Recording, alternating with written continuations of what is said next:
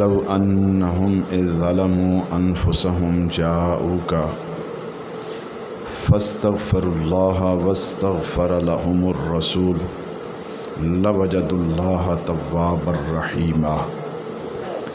صدق اللہ مولانا العظیم وصدق وبلغنا رسولہ النبی الکریم الامین الرؤوف الرحیم۔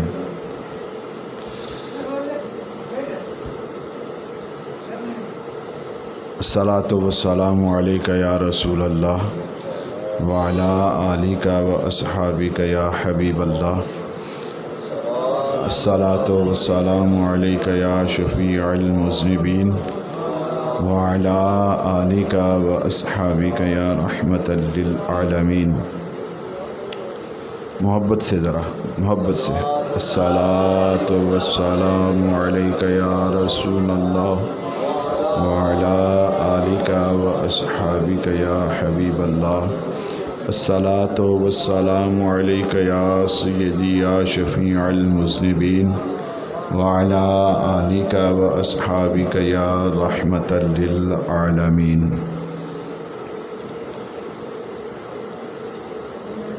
ہر مومن مسلمان کے ذہن میں ایک آرزو، ایک خواہش اور ایک تمنا ہوتی ہے، ہونی چاہیے، اس لیے کہ اس کے بغیر انسان کی ایمان کی تکمیل ناممکن ہے۔ اور وہ خواہش اور تمنا یہ ہے کہ ہر انسان یہ چاہتا ہے کہ ہمیں قرب مصطفیٰ نصیب ہو جائے، محبت مصطفیٰ نصیب ہو جائے۔ یہ تمنا ہے کہ نہیں ہے؟ رکھتے ہیں ہر صاحب ایمان کی ہے۔ اب اس تمنا کو حاصل کرنے کے لیے ہر ایک انسان کا پیمانہ الگ ہے، اس کی سوچ الگ ہے، اس کے عمل کا طریقہ کار الگ ہے۔ کسی انسان کے ذہن میں یہ بات جاتی ہے کہ میں نمازیں زیادہ پڑھوں تو محبت مصطفیٰ نصیب ہوگی، میں روزے رکھوں تو محبت مصطفیٰ نصیب ہوگی، میں اگر زیادہ نوافل پڑھوں تو قرب مصطفیٰ نصیب ہوگا، میں صدقات و خیرات کروں تو قرب مصطفیٰ نصیب ہوگا۔ بے شک یہ سارے کے سارے ذرائع، اسباب قرب مصطفیٰ، محبت مصطفیٰ حاصل کرنے کے لیے کار آمد ہیں، اور ان کے ذریعے محبت مصطفیٰ بھی نصیب ہوتی ہے، قرب مصطفیٰ بھی نصیب ہوتا ہے صلی اللہ تعالی علیہ وسلم۔ لیکن شرط یہ ہے کہ یہ اعمال اگر قبول ہو جائیں تو یہ قرب مصطفیٰ کا سبب ہیں۔ ہم سارے کے سارے نوافل پڑھنے پہ لگ جائیں تو قبول ہو جائیں تو یقیناً قرب مصطفیٰ کا ذریعہ اور سبب ہیں، اگر قبول نہ ہو تو رد ہو سکتی ہیں۔ نماز کے رد ہونے میں کوئی شک نہیں ہے، ہو سکتی ہیں، اگر انسان ریاکاری کے طور پر پڑھ رہا ہو تو رد ہے، نیت رضا الہی کی نہ ہو، صرف سجدے پہ سجدے کیے جا رہا ہے تو رد ہو سکتی ہے۔ جو خالص اللہ کی رضا کے لیے پڑھی جاتی ہے وہ نماز قبول ہوتی ہے، وہ اللہ کی بارگاہ میں مقبول ہوتی ہے۔ ہم سب یہ نظریے رکھ کر کہ ہمیں ان ذرائع سے محبت مصطفیٰ ملتی ہے تو یہ بھی سارے کے سارے درست ہیں، لیکن شرط کیا ہے؟ اگر یہ قبول ہو جائیں تو ہم آقا علیہ الصلوۃ والتسلیم سے عرض کرتے ہیں، یا رسول اللہ صلی اللہ علیہ وآلہ وسلم، کہ ہم سب آپ کا قرب چاہتے ہیں، آپ کی محبت چاہتے ہیں، لیکن ہمارے نظریے الگ الگ ہیں، ہمارے ذرائع الگ الگ ہیں، ہماری سوچ الگ الگ ہے، ہم الگ الگ پیمانہ رکھتے ہیں۔ یا رسول اللہ، کون سا ایسا پیمانہ ہے کہ جس کی بنیاد پر واقعتاً کلیئر طور پر آپ کا قرب ہمیں نصیب ہو جائے؟ تو آقا علیہ الصلوۃ والتسلیم ہمیں ارشاد فرماتے ہیں، ان اول الناس بی یوم القیامت اکثرہم علی صلاۃ، کہ تم میں سے سب سے زیادہ قیامت والے دن میرے وہ آدمی قریب ہوگا جو کثرت کے ساتھ میری ذات پر درود پڑھتا ہوگا۔ میرا قرب اگر چاہتے ہو تو میری ذات پر کثرت سے درود پڑھا کرو، محبت مصطفیٰ بھی مل جائے گی، قرب مصطفیٰ بھی مل جائے گا۔ تو درود پاک واقعتاً ایک ایسا عمل ہے کہ جس کے کرنے سے انسان کو محبت مصطفیٰ اور قرب مصطفیٰ صلی اللہ علیہ وآلہ وسلم نصیب ہوتا ہے۔ اس لیے کہ باقی اعمال کے قبولیت میں شک ہے، درود پاک کی قبولیت میں کوئی شک نہیں ہے۔ یہ جب بھی پڑھو، جتنا پڑھو، ہر وقت اللہ پاک قبول بھی فرماتا ہے، اور اس کے ذریعے سے ہمیں اللہ کے نبی کا قرب اور محبت بھی عطا فرما دیتا ہے۔ تو ہمیں اس نیت سے درود پڑھتے رہنا چاہیے اور کثرت سے پڑھنا چاہیے کہ ہمیں محبت مصطفیٰ مل جائے، اور قرب مصطفیٰ اور محبت مصطفیٰ جس کے ہاتھ میں آ جاتی ہے، پھر وہ نمازیں بھی پڑھتا ہے تو قبول ہوتی ہیں، پھر وہ روزے بھی رکھتا ہے تو قبول ہوتے ہیں، کیونکہ وہ محبت مصطفیٰ سے سرشار ہو کر نماز بھی پڑھ رہا ہے، روزے بھی رکھ رہا ہے، حجیں بھی کر رہا ہے، زکاتیں بھی دے رہا ہے۔ اور یہ محبت مصطفیٰ ہر عمل کے جو ہے وہ قبولیت کے لیے شرط ہے، اس لیے کہ محبت مصطفیٰ کے بغیر ایمان مکمل نہیں ہوتا، اور ایمان مکمل نہ ہو تو نماز بھی قبول ہوتی نہیں۔ تو ایمان کو مکمل کرنے کے لیے بھی محبت مصطفیٰ ضروری ہے، اور محبت مصطفیٰ حاصل کرنے کے لیے درود پاک پڑھنا ضروری ہے۔ تو درود پاک پڑھنا چاہیے ہمیں، پڑھیں گے نا؟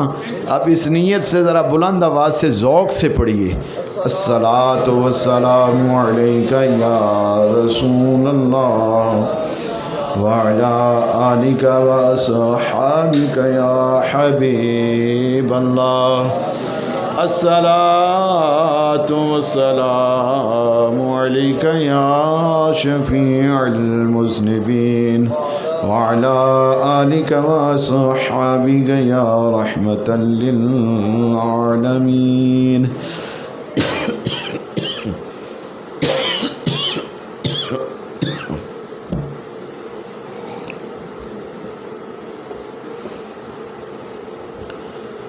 معزز سامعین حضرات،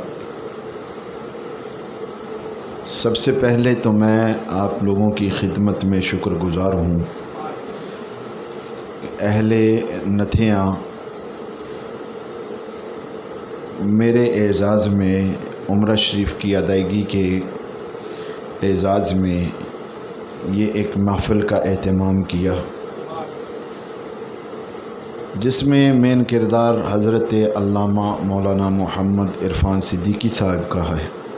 میں ان کا بھی تہہ دل سے مشکور ہوں کہ انہوں نے یہ کوشش کی، یہ کاوش کی، آپ لوگوں نے بھرپور اس میں محبت کا اظہار کیا۔ دعا گو ہوں کہ اللہ تعالیٰ آپ کا یہ عمل اپنی پاک بارگاہ میں قبول و منظور فرمائے، کیونکہ ایک معتمر کی زیارت اور اس کے اعزاز میں اس طرح سے جمع ہو کر ذکر اذکار کرنا یہ ایک بہت بڑی سعادت ہے، اور اس کے بدلے میں اللہ رب العالمین کی بارگاہ میں میں دعا گو ہوں کہ اللہ تعالی مجھے بھی اور آپ کو بھی سب کو بار بار اپنے گھر کی زیارت سے مشرف فرمائے۔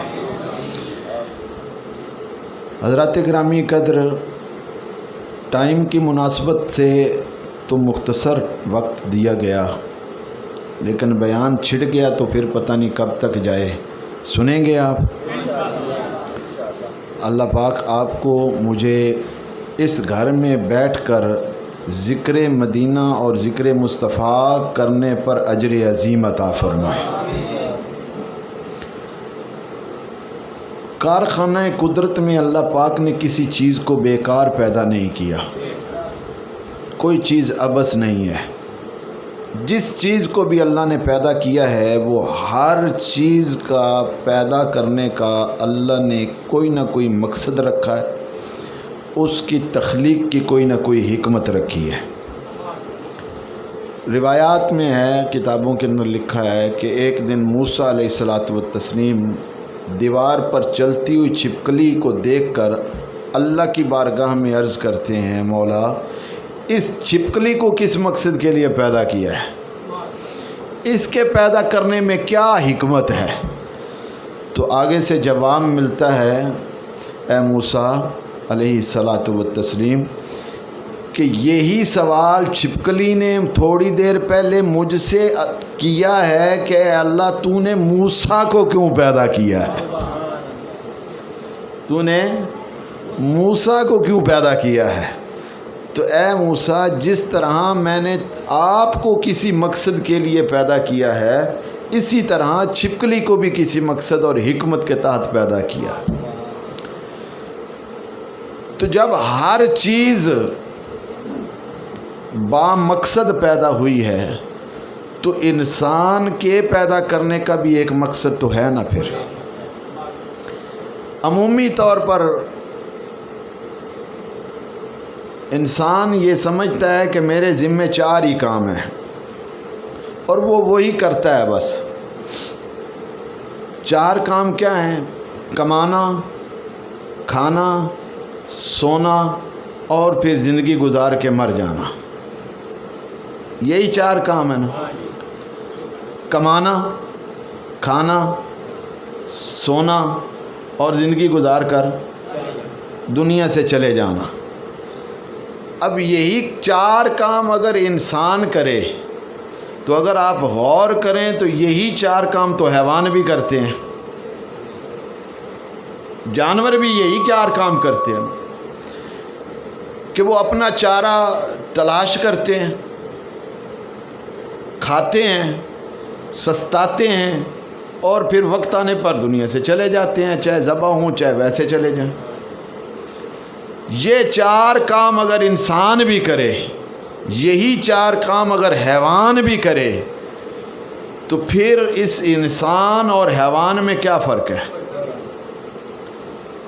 اس صاحب ارادہ اور غیر ذی ارادہ چیز کے اندر کیا فرق ہے؟ اس صاحب عقل اور اس بے عقل کے اندر کیا فرق ہے؟ اس صاحب شعور اور اس بے شعور حیوان کے اندر پھر کیا فرق ہے؟ اگر انسان بھی وہی کام کرے، حیوان بھی وہی کام کرے، تو پھر ان میں کوئی فرق اور تمیز باقی نہیں رہتی۔ تو لامحالہ اگر انسان کو اللہ نے اشرف المخلوق پیدا کیا ہے، اشرف المخلوقات پیدا کیا ہے، تمام مخلوقات سے افضل اور اعلیٰ پیدا کیا ہے، تو پھر اس کا مقصد بھی حیوانوں سے اعلیٰ ہے۔ اس کا مقصد زیست، مقصد حیات بھی ان حیوانوں سے کیا ہے؟ افضل اور اعلیٰ ہے۔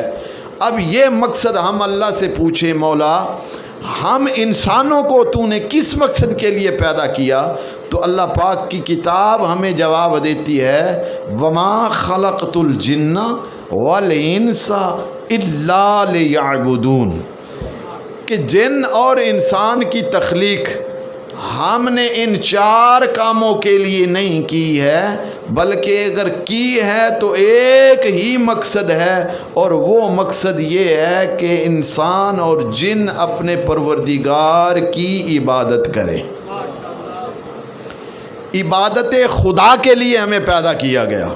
وہ فارسی کا ایک شعر ہے، زندگی آمد برائے بندگی، زندگی آمد برائے بندگی، زندگی بے بندگی شرمندگی۔ زندگی آمد برائے بندگی، کہ زندگی آئی ہے، زندگی ملی ہے کس لیے؟ اللہ کی بندگی کرنے کے لیے، اللہ کی اطاعت کرنے کے لیے، اللہ کی فرما برداری کرنے کے لیے۔ اس مقصد سے اللہ نے حیات عطا فرمائی۔ اور اگلا جملہ کیا ہے؟ زندگی بے بندگی شرمندگی۔ جس زندگی میں بندگی نہیں وہ زندگی شرمندگی ہے۔ زندگی وہ ہے جس میں بندگی پائی جاتی ہے، زندگی وہ ہے جس میں عبادت پائی جاتی ہے، زندگی وہ ہے جس میں اطاعت پائی جاتی ہے، زندگی وہ ہے کہ جس کے اندر اللہ اور اللہ کے رسول کی شریعت کی تعمیل اور اس پر عمل پیرا ہونا پایا جاتا ہے۔ آپ اس بات کو اس انداز سے اگر سمجھیں کہ ہمارے گھر میں کوئی آدمی فوت ہو جائے، میت گھر میں پڑی ہو، اس میت کو کوئی کہتا ہے کہ اٹھ نماز پڑھ، اس میت کو کوئی کہتا ہے کہ اٹھ روزہ رکھ، کوئی کہتا ہے کہ اٹھ اللہ کے گھر میں جا؟ نہیں کہتے۔ کیوں نہیں کہتے؟ اگر کوئی کہنے والا کہہ بھی رہا ہو تو سننے والا اسے کہے گا نادان، اب اس کو نماز کے لیے کیوں کہتا ہے؟ یہ تو مر چکا، مردہ ہو چکا ہے۔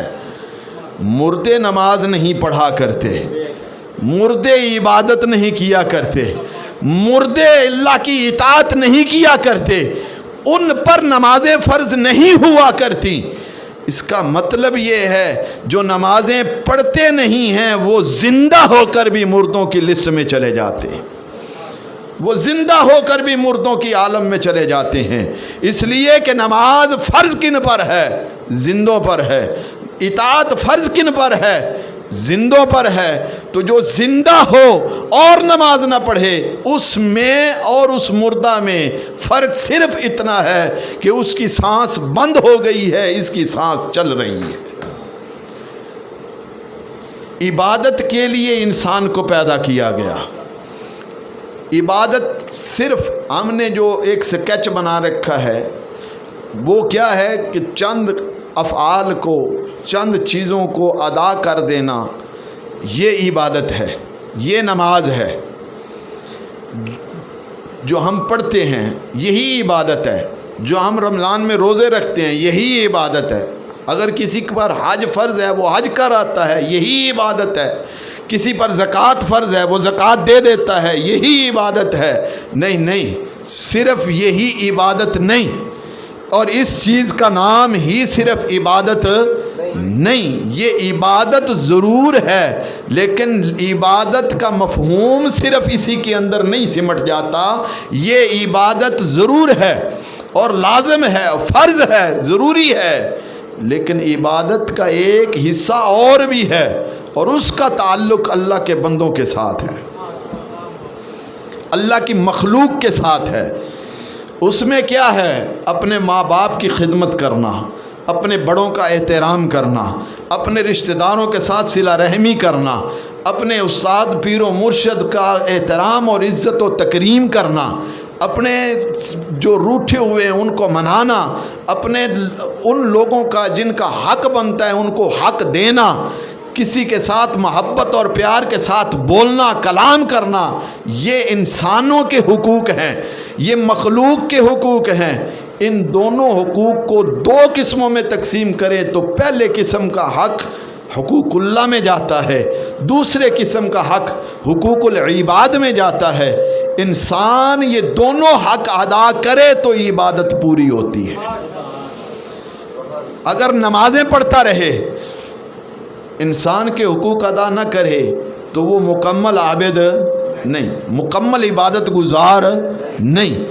انسان خطا کا پتلا ہے، یہ نہ تو کما حق ہو اللہ کے حقوق پورے کر سکتا ہے، نہ کرتا ہے، نہ ہی حقوق العباد پورے کر سکتا ہے، نہ کرتا ہے۔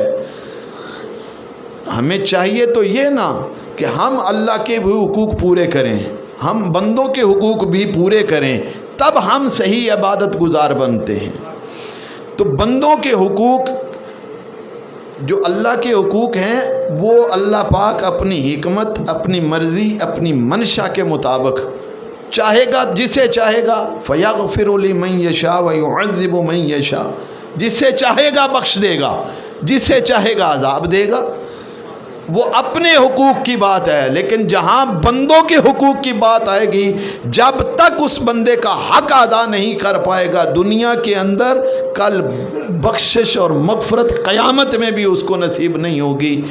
اس کی مثال اس طرح سے سمجھیے کہ ایک انسان، اللہ نہ کرے کہ ہر انسان اپنے ماں باپ کا تابع دار اور فرما بردار ہونا چاہیے اور ہو۔ مثال دے رہا ہوں، ایک آدمی اپنے ماں باپ کا نافرمان ہے، اپنے باپ کو ناراض کر دیتا ہے، اپنے باپ کی نافرمانی کر دیتا ہے، بے اطاعتی کر دیتا ہے، گستاخی کرتا ہے، اس سے لڑ جھگڑ پڑتا ہے، اور لڑ جھگڑ کر بے اطاعتی کر کے، نافرمانی کر کے رب کے گھر میں آ کر سجدہ ریزی کر لیا ہو اور ہاتھ اٹھا کر اپنے رب سے یہ دعا مانگے، مولا میں تیری بارگاہ میں آ گیا، تیرے گھر میں آ گیا، تیری بارگاہ میں سجدہ ریز ہوں، باپ کو ناراض کر کے آ گیا ہوں، مولا تو معاف فرما دے، تو جواب یہ ملتا ہے نادان ناراض باپ کو کیا ہے، آ میرے گھر میں گیا، نافرمانی باپ کی ہے، راضی مجھے کرنے آ گیا ہے، چل نکل جا اپنے باپ کے پاس، اس کو راضی کر، وہ راضی ہو گیا، تیرا رب تجھ پر راضی ہو جائے گا۔ اگر وہ ناراض رہا تو میرے راضی ہونے کی بھی امید نہ رکھنا۔ تو اس کا مطلب یہ ہے، میں عموماً ایک بات یہ کہا کرتا ہوں کہ اگر کوئی انسان یہ سمجھتا ہو، یہ چاہتا ہو کہ میں اپنے آپ کو چیک کروں کہ میرا رب میرے اوپر راضی ہے یا نہیں ہے، وہ گھر جائے اپنے باپ کو دیکھے، باپ راضی ہے یا نہیں ہے۔ اگر باپ راضی ہے تو سمجھ لے رب راضی ہے، باپ ناراض ہے تو سمجھ لے رب بھی ناراض ہے۔ تو حقوق العباد میں یہ ضروری ہے، جس بندے کی نافرمانی کی ہو، جس بندے کا حق غصب کیا ہو، جس بندے کی حق تلفی کی ہو، جس بندے کی چغلی غیبت کی ہو، جس بندے کو گالی دی ہو، جس بندے کے ساتھ زیادتی کی ہو، اس سے دنیا میں معافی مانگنا ضروری ہے۔ اگر نہیں مانگے گا تو پھر آخرت میں، قیامت میں بھی اس کی بخشش نہیں ہوگی، جب تک کہ اس بندے کے حقوق قیامت میں بھی ادا نہیں کر پائے گا۔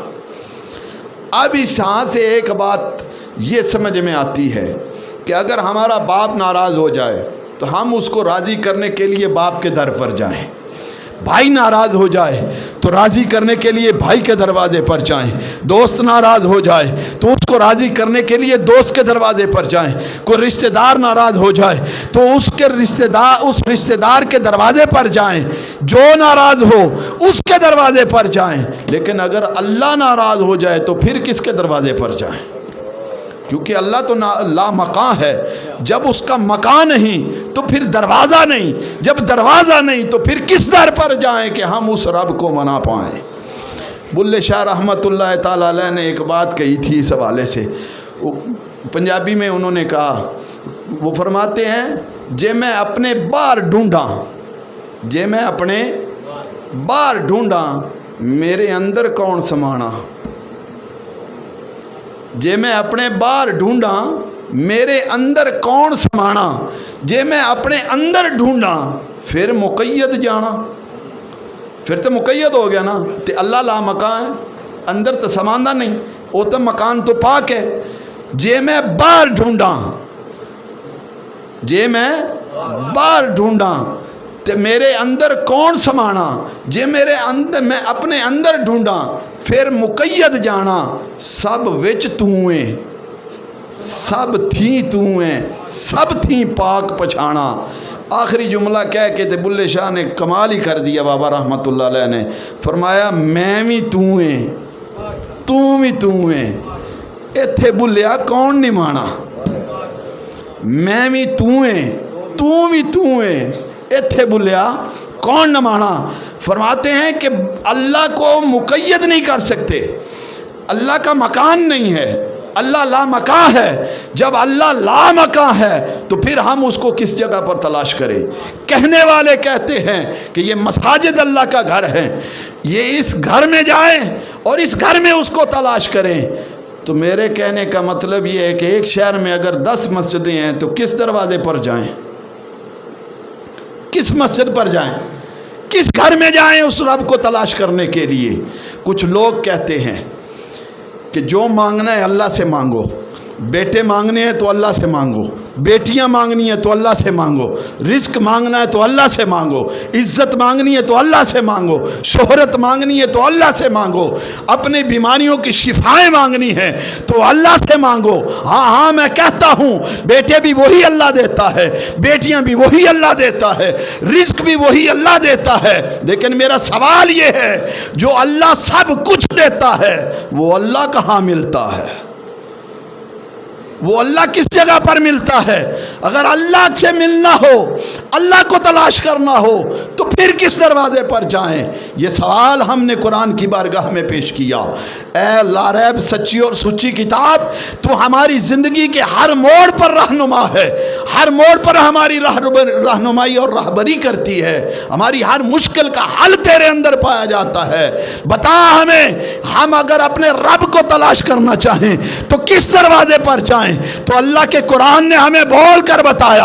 ہاں امت مصطفیٰ والو، اگر باپ ناراض ہو جائے تو باپ کے دروازے پر جاؤ، بھائی ناراض ہو جائے تو بھائی کے دروازے پر جاؤ، رشتہ دار ناراض ہو جائے تو رشتہ دار کے دروازے پر جاؤ. تمہارا اگر پروردگار ناراض ہو جائے، وَلَوْ أَنَّهُمْ إِذْ ظَلَمُوا أَنفُسَهُمْ جَاءُوكَ، اگر تم کوئی نافرمانی رب کی کر بیٹھو اور وہ ناراض ہو جائے تو محمد مصطفیٰ کے در پر چلے جاؤ، تمہارا رب تمہیں مل جائے گا.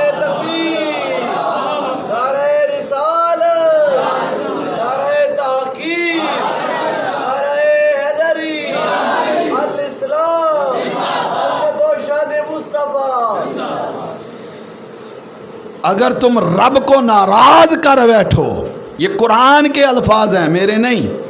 وَلَوْ أَنَّهُمْ إِذْ ظَلَمُوا أَنفُسَهُمْ، اگر تم نافرمانی کر بیٹھو، اگر تم گناہ کر بیٹھو، تم سے خطا غلطی سرزد ہو جائے، تمہارا رب ناراض ہو جائے تو کہیں جانے کی ضرورت نہیں، میرے نبی کے در پر آ جاؤ، میں رب تمہیں وہاں مل جاؤں گا.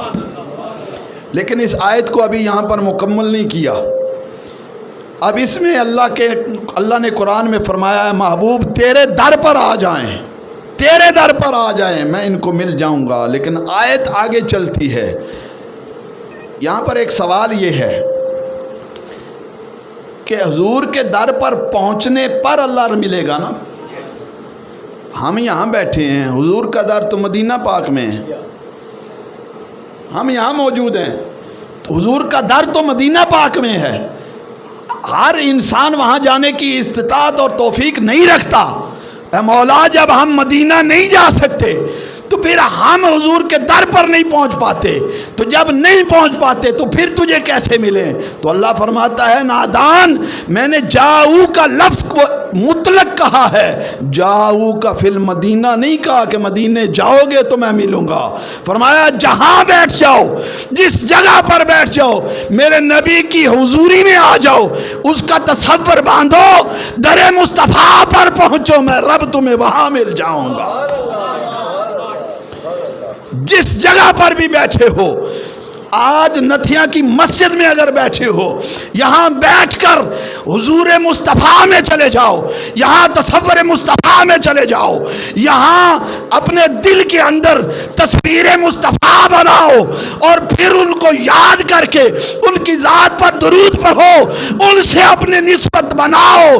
در مصطفیٰ پر پہنچے، اللہ کی بارگاہ میں پہنچ گئے. سنا ہے مصطفیٰ رہتے ہیں فقط مدینے میں، سنا ہے مصطفیٰ رہتے ہیں فقط مدینے میں. نہیں غلط ہے، مصطفیٰ رہتے ہیں ہر عاشق کے سینے میں. مصطفیٰ رہتے ہیں ہر عاشق کے سینے میں۔ تو فرمایا اگر تم رب کو ناراض کر بیٹھو تو میرے مصطفیٰ کے در پر آ جاؤ، رب مل جائے گا۔ اب اس آیت کو آگے لے کر چلوں تو اس آیت میں ہم یہ کہیں کہ یا اللہ، جاؤکا کا لفظ یہ ہے کہ در مصطفیٰ پر آ جاؤ۔ ہم در مصطفیٰ پر پہنچے، ہم نے حضوری مصطفیٰ کی، تصور مصطفیٰ میں پہنچے، عشق مصطفیٰ میں پہنچے، تصویر مصطفیٰ کو اپنے تصور میں باندھا اور مدینہ طیبہ کی گلیوں میں گھومنے پھرنے لگ گئے، مدینہ طیبہ میں گھوم پھرنے لگ گئے۔ یا اللہ کیا اب تو مل جائے گا؟ اللہ فرماتا ہے نہیں، ابھی نہیں، ابھی نہیں۔ مولا پھر کب ملے گا؟ فرمایا اگلی بات بھی پڑھو، اگلی بات پر بھی عمل کرو، پھر ملوں گا۔ مولا کیا ہے؟ فرمایا فاستغفر اللہ، در مصطفیٰ پر حاضر ہو کر، در مصطفیٰ پر حاضر ہو کر، در مصطفیٰ پر حاضری دے کر رب کی بارگاہ میں اپنی توبہ کرو، اپنے گناہوں کی بخشش مانگو، اپنے گناہوں کی مغفرت مانگو، اپنے گناہوں سے توبہ کرو۔ مولا ہم در مصطفیٰ پر پہنچے، وہاں ہم نے استغفار بھی کیا، وہاں ہم نے توبہ بھی کر لی، وہاں ہم نے اپنے گناہوں پر ندامت کے آنسو بہا دیے۔ مولا تیری بارگاہ میں اپنے گناہوں سے تائب بھی ہوئے، مل جائے گا؟ فرمایا نہیں، اب آگے چلو، ایک شرط اور رہتی ہے، وہ شرط مکمل ہوگی پھر ملوں گا۔ مولا کیا ہے؟ فرمایا واستغفر لهم الرسول، در مصطفیٰ پر صرف پہنچنے سے میں نہیں ملوں گا، وہاں پہنچ کر تم اگر توبہ تائب بھی ہو جاؤ پھر بھی نہیں ملوں گا۔ مولا کب ملے گا؟ فرمایا تب ملوں گا جب میرا مصطفیٰ بھی تمہاری سفارش کرے گا، تب ملوں گا جب میرا مصطفیٰ بھی تمہارے لیے استغفار کرے گا، تب ملوں گا جب میرا مصطفیٰ تمہارے لیے میری بارگاہ میں شفاعت کرے گا۔ لوجد اللہ، پھر میں تجھے مل جاؤں گا، پھر ملوں گا۔ اب ان پہلی دو باتوں پر اگر ہم غور کریں کہ در مصطفیٰ پر پہنچنے سے ہی اللہ کیوں نہیں ملا، اگر یہ بات دیکھیں تو اس دور کے منافقین کی بات سامنے آتی ہے کہ وہ بھی در مصطفیٰ پر تو آتے تھے نا، آقا علیہ الصلوۃ والتسلیم کی بارگاہ میں آتے تھے، حاضری دیا کرتے تھے، لیکن چونکہ اندر دل میں مصطفیٰ کی محبت نہ تھی، اطاعت مصطفیٰ کی رمق نہ تھی، وہ دین مصطفیٰ کو قبول نہیں کرتے تھے، صرف زبان سے کہتے تھے ہم آپ کے ہیں۔ تو اللہ نے فرمایا ایسے کئی لوگ ہیں جو آج بھی موجود ہیں جو محبت مصطفیٰ سے آ رہی ہیں، آج بھی ایسے کئی لوگ ہیں جن کے دلوں میں اطاعت مصطفیٰ کی بات نہیں پائی جاتی، وہ مدینہ چلے بھی جاتے ہیں پھر بھی ان کو اللہ نہیں ملتا۔ مولا اگر دل سے مان بھی لے تو استغفار کریں تو فرمایا دو باتیں ہیں یہاں پر کہ وہاں پر در مصطفیٰ پر پہنچا، دل میں خیال یہ ہے کہ مصطفیٰ کچھ نہیں کر پاتے، کچھ نہیں کریں گے، مصطفیٰ کریم علیہ الصلوۃ والتسلیم کے اختیارات میں کچھ بھی نہیں ہے، وہ صرف مولا تجھے مانتے ہیں۔ اے اللہ ہم صرف تیری مانتے ہیں، اے اللہ ہم صرف تیری اطاعت کرتے ہیں، ہم تجھ سے وہ ایاک نعبد و ایاک نستعین کی بات کرتے ہیں، صرف تجھی سے مانتے ہیں، صرف تیری بات کرتے ہیں مولا، صرف تیری عبادت کریں گے، صرف تجھی سے مانگیں گے۔ فرمایا یہ بندے آج بھی اس معاشرے میں موجود ہیں، میں اس وقت تک نہیں مانوں گا جب تک میرا مصطفیٰ نہ مانا، جب تک میرے محبوب نے اس کی سفارش نہ کی اس وقت تک میں نہ مانوں گا نہ اس کو ملوں گا۔ اس لیے تیسری شرط لگائی، پہلی دو شرطوں پر نہیں ملوں گا، تیسری شرط پائی جائے گی تب میں تجھے ملوں گا۔ اب در مصطفیٰ پر حاضر ہونے کے لیے مدینہ پاک میں جانا ضروری ہے۔ مدینہ پاک میں میں نے جیسے پہلے عرض کیا، جائے کسی کے پاس نہیں توفیق، وہ نہیں جا پاتا تو یہیں بیٹھ جا۔ وہ کسی شاعر نے کہا تھا کہ دل میں ہے تصویر یار، جب جی چاہا گردن جھکائی اور دیدار کر لیا۔ تو دل میں تصور مصطفیٰ قائم کر لو، دل میں تصویر مصطفیٰ ڈال لو، تصور مصطفیٰ دل میں باندھ لو۔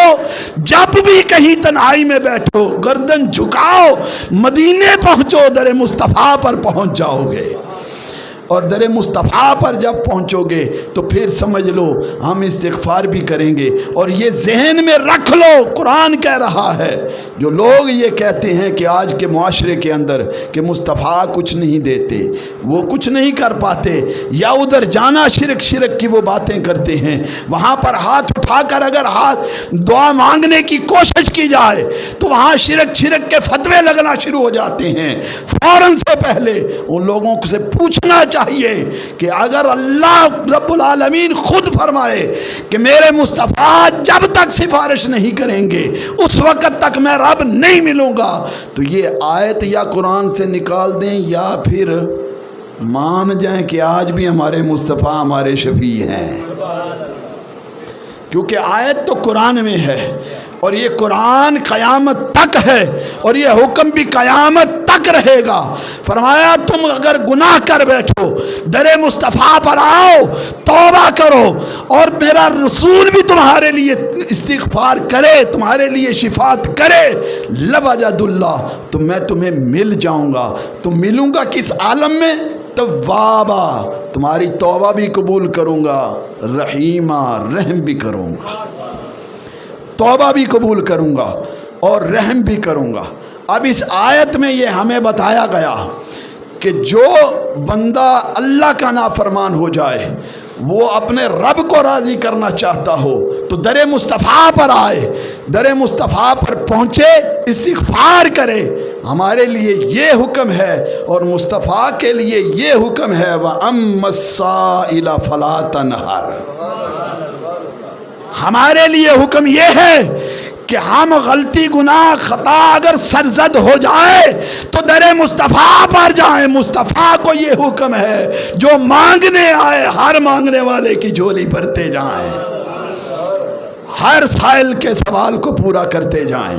وَأَمَّا السَّائِلَ فَلَا تَنْهَرْ، اے محبوب جو آپ کے در پر آئے، جب بھی آئے، جس حالت میں آئے، جو مانگے اس کو عطا فرماتے چلے جائیں۔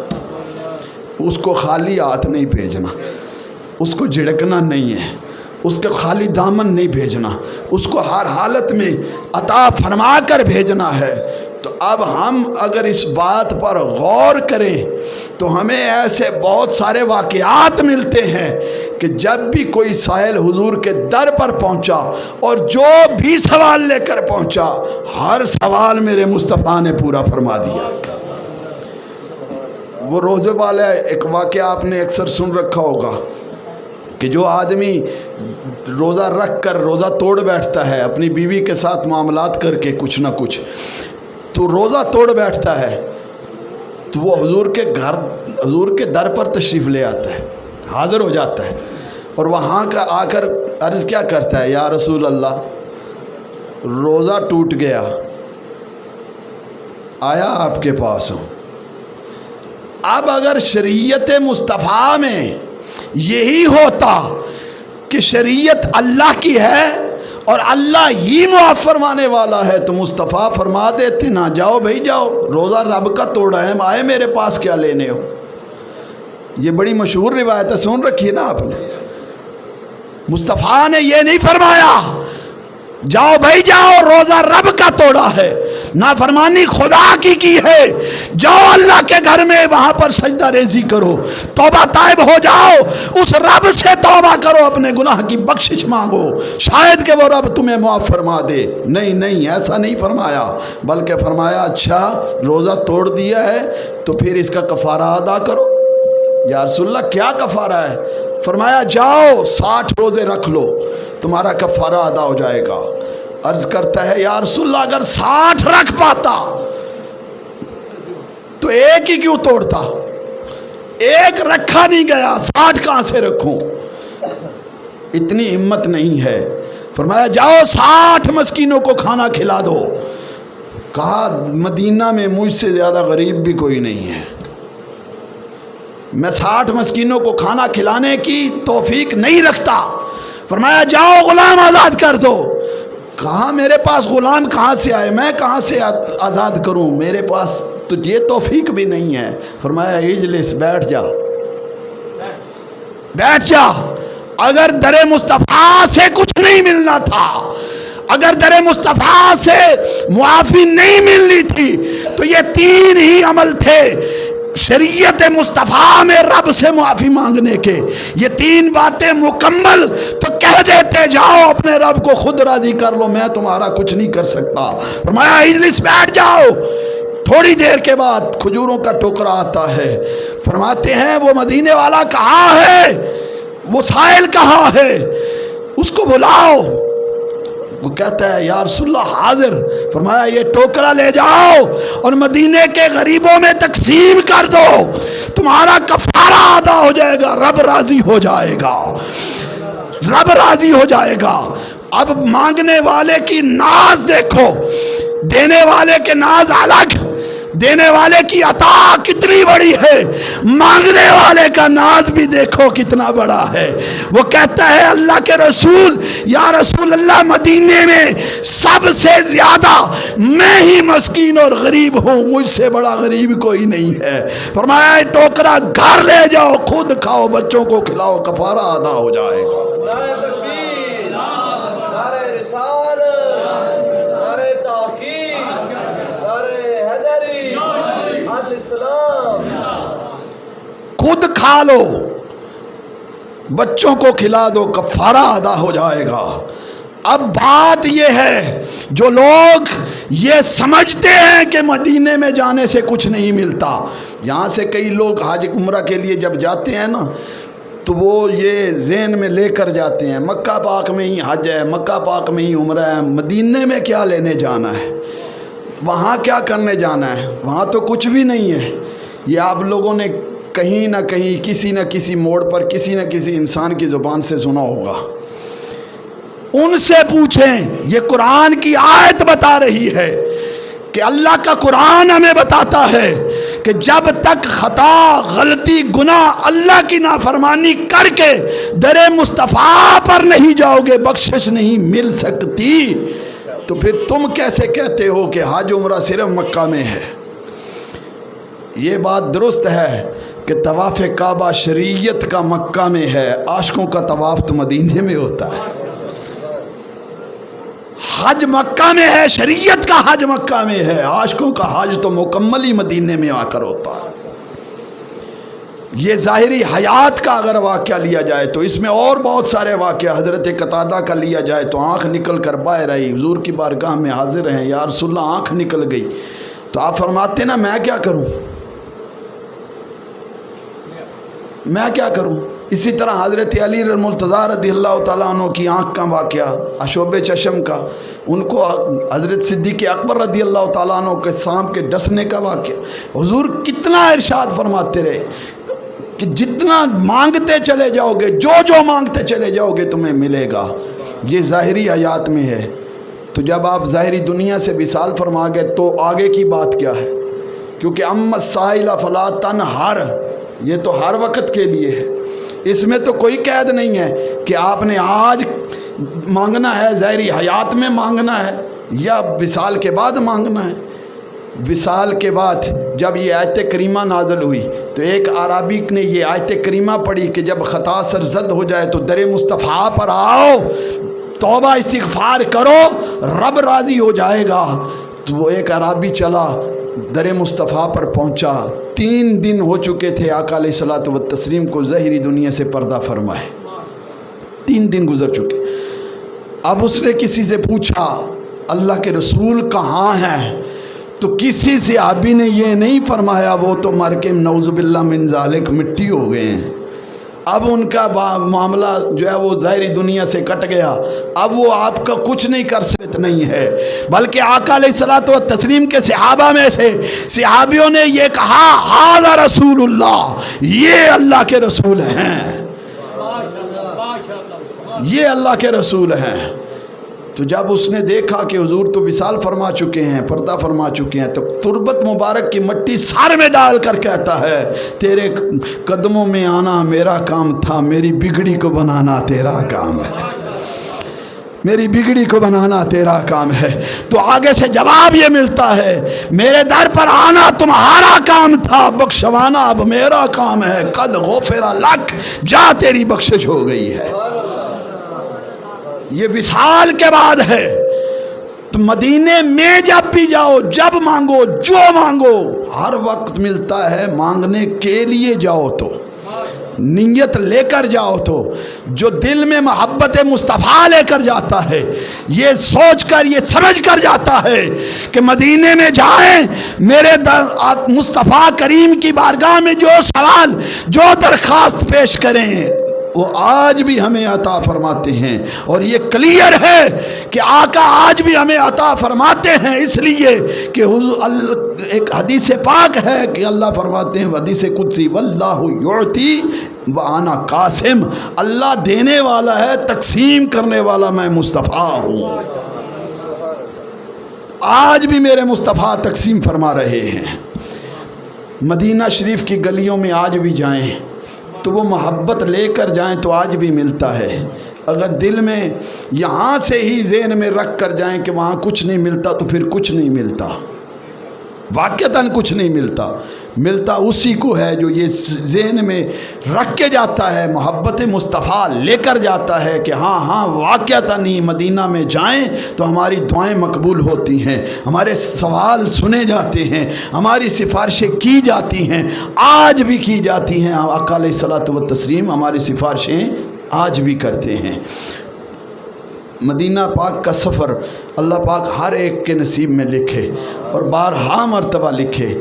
میں پہلی دفعہ وہاں جانے کا شرف حاصل کیا میں نے، تو انسان جب پہلی مرتبہ مدینہ طیبہ میں جاتا ہے تو اس کی جو کیفیت ہوتی ہے وہ لفظوں میں بیان نہیں کی جا سکتی۔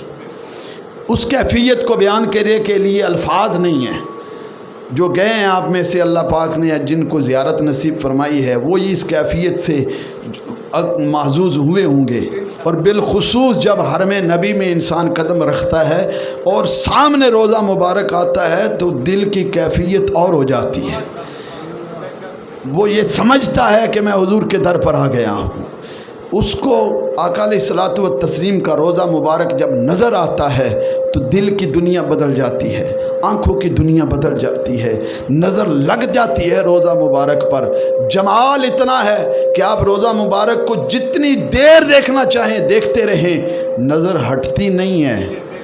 لیکن شرط یہ ہے کہ دل میں محبت مصطفیٰ ہو، شرط یہ ہے کہ دل میں عشق مصطفیٰ ہو، شرط یہ ہے کہ یہاں سے یہ ذہن لے کر جا رہے ہوں کہ ہم واقعتاً ہی در مصطفیٰ پر جا رہے ہیں، اور وہاں جا رہے ہیں جہاں سے سب کچھ ملتا ہے، وہاں جا رہے ہیں جہاں سے تقسیم کائنات، تقسیم نعمتیں وہاں پر ہوتی ہیں، اور آج بھی ہمارے آقا تقسیم فرماتے ہیں اور ہمیں آج بھی وہاں سے سب کچھ ملتا ہے۔ مدینہ شریف میں جب ہم حاضر ہوئے تو وہاں جب مسجد نبوی شریف کے صحن میں داخل ہوئے، ہماری نظر جب پڑی تو یہ کیفیت ایسی کیفیت تھی، ایسی حالت تھی کہ اپنے آپ میں بھی یاد نہیں رہی۔ ان کو لفظوں میں بیان کرنے سے قاصر ہوں، کم از کم وہ بیان نہیں کی جا سکتی۔ اللہ پاک آپ سب کو وہاں دوبارہ لے جائے، بار بار لے جائے، اور آپ اس کیفیت سے معزوز ہوں، اور آپ کو وہ روضہ مبارک کی جالیاں نظر آئیں، آپ کو حاضری نصیب ہو، ریاض الجنہ میں لے کر جائیں، تو وہاں پر بڑا سرور ہے، بڑا لطف ہے۔